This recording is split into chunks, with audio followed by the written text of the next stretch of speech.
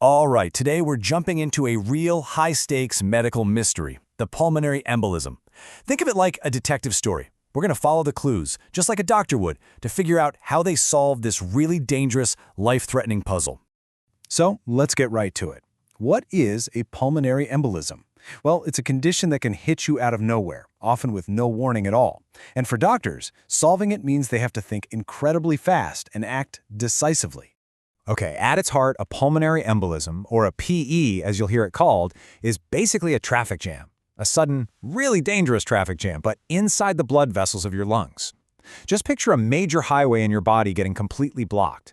If you can hold on to that simple idea, it's going to be the key to understanding everything else we talk about today, from symptoms all the way to treatment. So here's our game plan. First, we'll look at the traffic jam itself. Then we'll get into the detective work of diagnosis. After that, we'll see the race to treat the clot, and finally, we'll talk about recovery and how to prevent it from happening again. Okay, so what's actually causing this traffic jam? It's a blood clot. But here's the thing, most of the time, that clot doesn't even start in the lungs. It usually forms way down in the deep veins of the legs. That's a condition called deep vein thrombosis, or DVT. Then a piece of that clot can break off, go on a trip through your bloodstream, and wham! It gets stuck in the arteries of your lungs, and that's what causes the dangerous blockage. And this is where the detective work really kicks in. So, imagine a patient comes in, they're short of breath, maybe have some chest pain. The doctor's first thought might be a PE, but they can't just run on a hunch, right? They need cold, hard evidence. This is where they start a really systematic investigation to prove their suspicions are right and crack the case. Their whole process kind of works like a funnel, narrowing things down. Step 1, they figure out the probability. How likely is it that this person actually has a PE? Step 2, they run some lab tests, almost like a first-pass screening. And then, step 3, they go for the knockout punch, the definitive proof, which is a detailed picture of the lungs. Now this part is really cool. This is how doctors actually put a number on their suspicion. They use a scoring system, and a common one is called the Wells score. It's basically a detective's checklist. They go through risk factors and symptoms, and each clue gets a certain number of points. A fast heart rate? Check, 1.5 points. Recent surgery? Check, another 1.5. It all adds up, and if that score is high, it's a huge red flag that a PE is likely and they need to move fast. Okay, the next tool in the kit is a blood test called the D-dimer. And this smoke alarm analogy is just perfect. Think about it. If the test is negative for someone who's already low risk, it's like the smoke alarm is silent. You can be pretty confident there's no fire, no clot. But if that test comes back positive, the alarm is blaring. It doesn't tell you where the fire is or how big it is, but it tells you there's something going on and you need to investigate further. So how do they find the fire?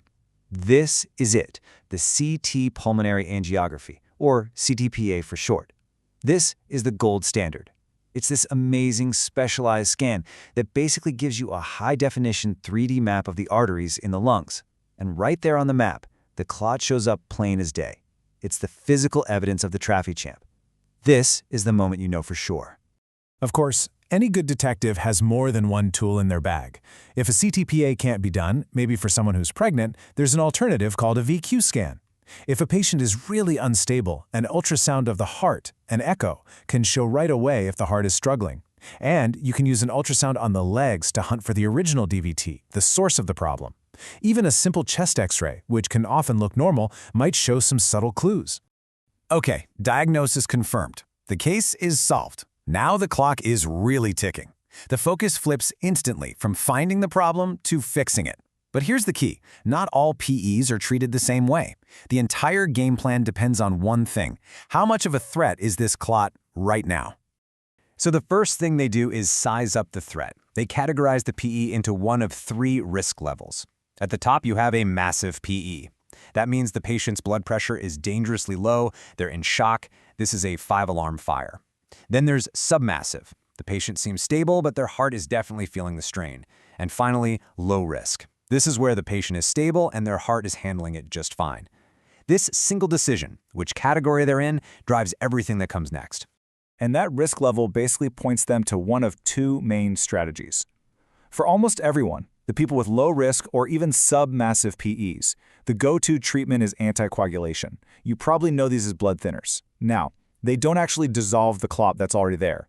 What they do is stop it from getting any bigger, and they prevent new clots from forming. This gives your body the time it needs to break down the original one. But for that massive PE, when someone's life is on the line, you need the emergency option, thrombolysis. These are the serious clot busters. These drugs actively go in and dissolve that blockage to get the blood flowing again. It is an absolutely life-saving move. So, once the immediate danger has passed, you might think the story is over. But it's not. The journey isn't finished. The focus now pivots to recovery and to making sure this never ever happens again. For a lot of people, treatment with blood thinners will last about 3 months. This is pretty standard for what's called a provoked PE. That just means there was a clear temporary reason it happened, like a big surgery or a long period of not moving. Once that risk factor is gone, the long-term danger drops way down. But what if there was no obvious cause? That's called an unprovoked PE. And in that case, the treatment is much longer. We're talking 6 to 12 months, and sometimes for the rest of your life.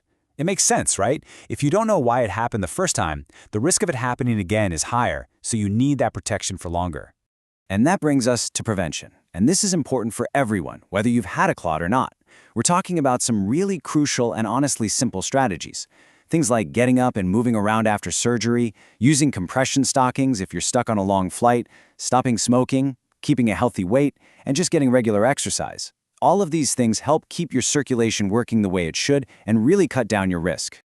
Whew! We have covered a ton of ground in this medical detective story. So, before we wrap up, let's make sure we lock in the most important clues. All right, if you take away just 4 things from all this, make it these. The best test to prove you have a PE, that's the CTPA. The best screening test to rule one out, the D-dimer. The main treatment for almost everyone, blood thinners or anticoagulation.